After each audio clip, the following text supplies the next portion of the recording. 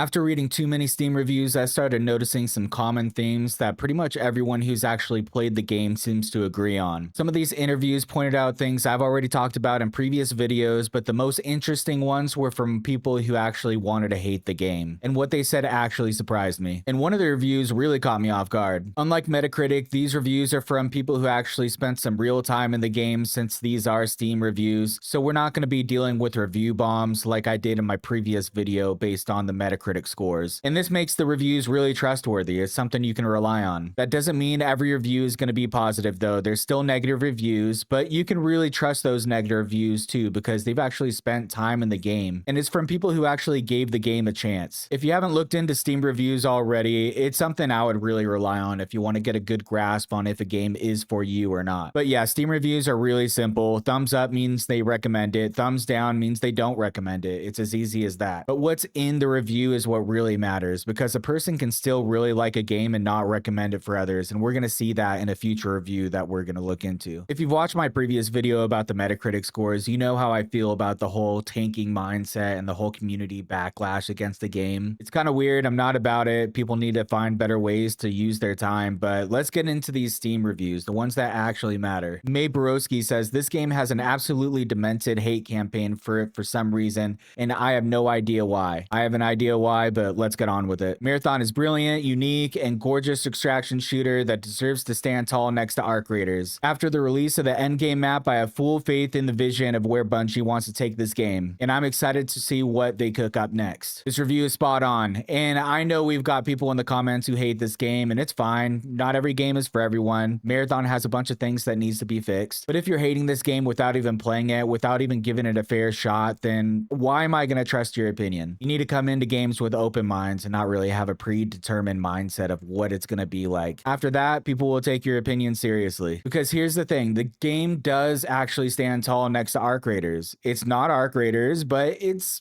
good. It's been taking up a lot of my time, just like Arc Raiders did. And I'm an Arc Raiders fanatic. I say it in every video. So if you don't know by now, get to watch my videos, I guess. I haven't made any Arc Raider videos quite yet, but I'm kind of busy with Marathon at the moment. I'll get to that at another time. I don't have much time to really get into a bunch of games right now. I really wish I did have that time, but let's get on to the next review. Now, I'm not going to read this whole review. It's quite long, but here's the start of it. It's definitely the most excellent game I wouldn't recommend. For any FPS veteran out there, it's a truly remarkable game. Each element is cleverly thought out, and the game rewards for your diligence and effort. If you're lacking in skill set, you'll find Marathon to eventually be having a harrowing experience. You'll gain levels, you'll make progress, but the more and more you slowly become matched with good players to great players. And the maps are small enough and your activities are loud enough that you'll eventually get into difficult fights. Then it's up to you to decide whether you want to spend minutes loading in to only die over and over again. If they want to introduce this game to a broader audience, careful attention will need to be paid to finding ways for players to improve despite the continuous movement towards more difficult players. Now, I skipped around in this review, but I got the gist of it. It's a long review. I mean, if you want to pause the video and take a look at it, it's actually a really good review. I'll be honest, if this game shuts down in a year and ends up feeling like a rental experience, which I've got a video upcoming about that, I'm going to be pretty bummed, just like I was with the X-Defiant shutdown. And yeah, that's a real possibility. And this review makes a good point that could actually become a big problem later. If you like what I'm doing here, give it a like, subscribe, comment below if you have anything to add to the discussion. I'll be pinning a comment in every video. I appreciate it. But yeah, that point about running into players as your level increases,